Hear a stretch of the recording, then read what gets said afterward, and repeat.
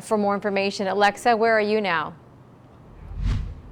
Karina, I moved since we last talked, but I am on South River Road, and I'm actually with one of those residents that I described earlier who had that wagon with a bunch of stuff. Dana, thank you so much for joining us. Yeah. Can you talk about your wagon and just what you grabbed and put in it? Well, it was so fast. I literally got my dogs out of the house, threw them up at the vet, literally just threw them out of my car at the vet, and I couldn't even get my car back down to my house. I have a red wagon with everything I could grab quickly and then took it out. But for the longest time, I had to sit just across the street from my house because it was unsafe to go either direction. What do you put in the wagon?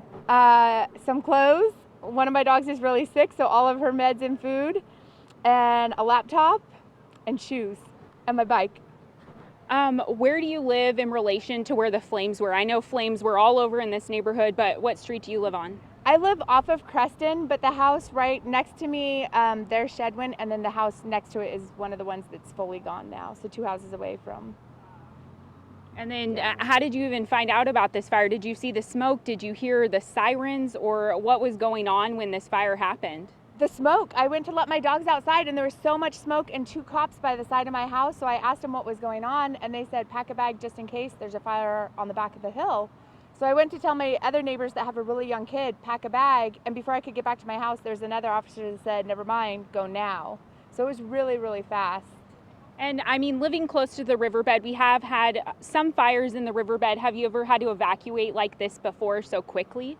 Never. They typically stay more down in the riverbed. I've never had it jump up that quickly. I mean, I've only been there 5 years, but in 5 years, never like that.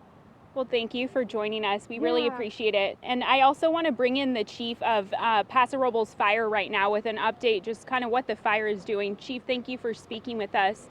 Can you give us the latest update on this fire? Sure. So about 1:55 today, we got a report of a fire in the Navajo Trail area. The fire was moving rapidly through light grass. We did have some winds. The gusts are still here about 20 miles an hour, with multiple structures threatened in the Capitol Hill area.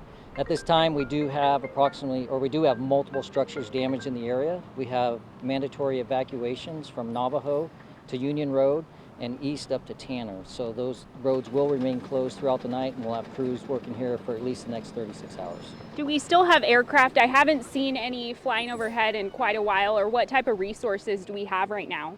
The aircraft have been sent home at this time. We no longer have a need for them. Right now, we have about 120 firefighters on scene from agencies throughout San Luis Obispo County. How long do you anticipate these evacuations to be in effect? Where I know we have quite a few residents out here just kind of looking to see what's going on.